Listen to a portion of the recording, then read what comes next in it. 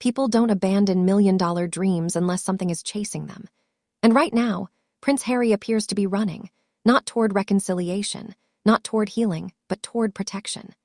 The California life that was supposed to symbolize freedom, safety, and a clean break from royal control is suddenly unraveling at the exact moment old images resurface, old questions return, and old associations gain new relevance. This isn't about gossip or online noise. It's about timing. Because when resurfaced photographs collide with legal developments elsewhere, when silence replaces lawsuits, and when a man who publicly condemned an institution suddenly needs it again, the story stops being about image and starts becoming about survival. And what's unfolding now feels less like coincidence and more like convergence. Montecito was never just a location, it was a statement, a physical rejection of royal life and everything Harry claimed it represented. Privacy, peace, independence, control. But reports suggest that sense of sanctuary has collapsed. Extended stays in the UK, quiet logistical shifts, and growing distance from the community paint a picture of retreat rather than confidence. This isn't framed as a heartfelt return or a family bridge-building moment. It looks calculated, restrained, and urgent. People close to the situation have described it not as reconciliation, but containment. And that distinction matters because containment usually happens when a situation is expected to escalate, not resolve itself quietly. And the reason for that urgency becomes clearer when you look at what surfaced next. When Piers released photographs showing Meghan Markle in elite social environments from years before her royal life, they weren't shocking because of what they showed, but because of when they reappeared. These weren't criminal images, and no accusations were attached to them directly. But context transforms meaning. These photographs documented repeated proximity to exclusive circles that later became infamous for reasons far beyond fashion, networking, or celebrity culture. At the time, they meant nothing. Years later, they raise questions not about actions, but about access, patterns, and consistency. Because when images resurface alongside unrelated legal developments elsewhere, people don't see them as isolated moments anymore. They see them as part of a broader map, and maps are dangerous when they start lining up. There's a misconception that elite social circles are random or organic, but they're not. They're curated environments designed to feel relaxed, vibrant, and discreet for people with immense power. Insiders often describe a system where certain individuals are invited not for influence, but for atmosphere, people whose presence makes rooms feel alive before real decision-makers arrive. This concept, often referred to informally as social filler, isn't criminal or secretive by itself, but it does create repeated proximity to power without documentation. Flights, yachts, private events, international movement, these aren't red flags on their own. But when they happen consistently, across continents over multiple years, observers start asking how that access is maintained. And once people start asking how access works, they start asking who facilitates it. At the time these images were taken, Meghan Markle was a working actress on a successful but modestly scaled cable show. Industry estimates suggest her income would have been comfortable, but nowhere near the level required to sustain repeated luxury travel, extended international stays, five-star accommodations, and appearances in ultra-exclusive environments. This isn't an accusation, it's arithmetic. Six-figure earnings don't naturally translate into private jets, Mediterranean yachts, and constant elite access. And while wealth can come from many sources, the absence of explanation is what caught attention. People noticed. They didn't accuse, they remembered. And memory is patient. It doesn't demand answers immediately. It waits until new context arrives. And when Meghan entered the royal family, that context suddenly changed everything. The conviction of Ghislaine Maxwell marked a turning point not because of what was proven, but because of what followed. People stay silent when silence still benefits them. But when leverage disappears, cooperation becomes currency. Reports have suggested that investigators began revisiting social networks connected to Epstein's world, not broadly, but specifically, looking at who moved through which spaces, when, and how often. This doesn't mean accusations. It means mapping. And mapping is how patterns emerge. What once looked like coincidence starts to resemble structure. And once structure is identified, investigators don't ask who you are. They ask what you saw, which brings the story to a moment that almost happened and nearly changed everything. During the civil case brought by Virginia Giuffre, Meghan Markle's name reportedly surfaced during discovery, not as a defendant, not as an accused party, but as a potential witness. That distinction matters. Witnesses are called because they may have been present, observed interactions, or moved within relevant social environments. According to court-related reporting, investigators considered her testimony for practical reasons.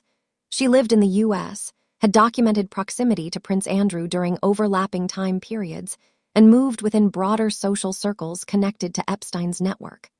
Ultimately, the case settled before testimony was required. But near misses like this don't happen casually. Investigators don't almost call witnesses without believing their perspective might matter. That moment disappeared beneath wedding headlines and fairy tale coverage, but it never vanished completely. As old questions resurface, the present-day structure supporting the Sussexes appears to be collapsing simultaneously. Montecito society reportedly cooled. Invitations stopped. Familiar spaces grew uncomfortable. And professionally, the foundation cracked. Spotify ended its partnership publicly and brutally. Netflix, once eager, has grown silent. Promised projects stalled or failed to deliver expected engagement. At the same time, Archwell experienced a mass staff exodus, including senior leadership. In nonprofit and media environments, rapid turnover at that scale is never normal. It signals dysfunction, instability, or both. Financial pressure followed. A $14 million home, seven-figure annual security costs, and shrinking revenue streams create a situation that can't sustain itself quietly. Pressure like that exposes everything, including questions that were never meant to return. Years ago, inconsistencies surrounding Meghan's pregnancy were dismissed by many as invasive speculation. But unresolved questions have a way of resurfacing when credibility is already under strain. Observers began revisiting footage, photographs, and timelines, not to accuse, but to understand why public messaging changed so frequently. Visible differences in movement, appearance, and scheduling sparked renewed confusion. Reports of internal documents allegedly conflicting with public appearances only intensified the scrutiny. The issue wasn't secrecy, it was inconsistency. And inconsistency invites doubt.